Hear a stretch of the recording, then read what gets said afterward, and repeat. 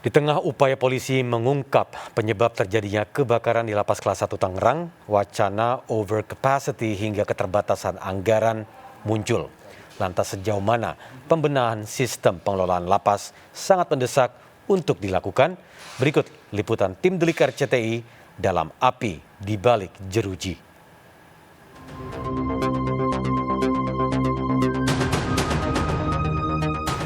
Di tengah upaya polisi mengungkap penyebab terjadinya kebakaran di Lapas Kelas 1 Tangerang, wacana overcapacity dan keterbatasan anggaran pun mengemuka. Data Kemenkumham menyebut Lapas Tangerang kelebihan kapasitas, yang seharusnya hanya mampu menampung 900 narapidana, kini menjadi 2.069 narapidana. Lantas sejauh mana pemerintah membenahi tata kelola lapas? Berikut liputannya untuk Anda.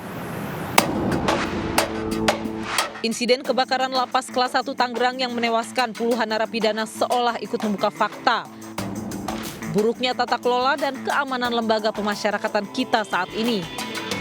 Persoalan kelebihan kapasitas hingga minimnya pemeliharaan lapas pun seolah muncul kembali ke permukaan. Padahal permasalahan tersebut sudah menjadi isu klasik yang telah lama berlangsung tanpa solusi. Dia kok udah berkali-kali ada peristiwa ini nggak mau ngambil satu tindakan yang revolusioner untuk memutus mata rantai. Dan dia tidak memperbaiki, maka dia tanggung jawab. Dia udah tahu itu. Dia udah tahu kondisi itu, kenapa lu terusin? Kan rumusnya begitu. Kalau lu nggak sanggup benerin, lu jangan jadi pejabat di situ. Diketahui dalam kebakaran hebat yang menghilangkan puluhan nyawa di Lapas Kelas 1 Tangerang, kondisi lapas sudah over capacity alias kelebihan kapasitas. Lapas ini pada kejadian terisi 2072 warga binaan. Dari kapasitas seharusnya untuk 600 orang. Kalau berbicara tentang overcrowded atau over dari kapasitas, secara keseluruhan Indonesia di lapas rutan ini memiliki overkapasitas lebih dari 100%. Tapi kalau berbicara pada lapas-lapas tertentu seperti Lapas Tangerang ini kan sampai dengan 300%. Selama ini sudah banyak pihak yang meminta pemerintah untuk segera merevitalisasi kondisi lapas di Indonesia. Sebab jumlah rutan dan lapas yang tersedia saat ini diketahui sudah tidak mampu lagi menampung jumlah warga binaan yang terus bertambah. Data yang dihimpun tim Delik pada Februari 2021 dari 252.348 orang warga binaan, jumlah rutan dan lapas yang tersedia hanya 135.704 orang. Disinilah negara dinilai tidak boleh abai untuk bisa memberikan pemenuhan atas hak-hak warga binaan termasuk hak keamanan dan perlindungan diri atas bahaya yang mengancam nyawanya.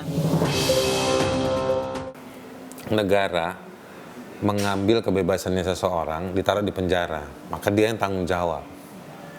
Negara bertanggung jawab. Jadi bertanggung jawab untuk membatasi kebebasannya, bukan menghilangkan nyawanya. Tadinya kan mau menghukum orang dalam rangka penegakan hukum. Penegakan hukum itu syarat dalam hak asasi manusia untuk melindungi masyarakat luas. Tapi begitu dihukum dalam penjara, negara malah menciptakan pelanggaran HAM baru. Sementara terkait peristiwa kebakaran di Lapas Kelas 1 Tangerang, sejumlah pihak mendorong diberlakukannya sistem alternatif pemidanaan non-penjara alias restoratif justice, khususnya dalam penanganan kasus narkoba. Hal ini dinilai perlu untuk segera diterapkan mengingat kondisi lapas dan rutan yang sudah over kapasitas. Sebab kondisi kelebihan kapasitas diduga dapat memicu banyak persoalan, termasuk sulitnya melakukan pengawasan, pemeliharaan, dan juga evakuasi saat terjadinya musibah seperti kebakaran. Kemudian juga ada upaya untuk mereformasi pemidanaan kita dengan cara non-penjara. Ya, jadi tidak mesti harus ditahan dalam penjara. Dia bisa jadi tahanan kota, dia bisa menjadi tahanan rumah, asal ada orang yang bertanggung jawab bahwa tahanan ini tidak melarikan diri dan menghilangkan barang bukti.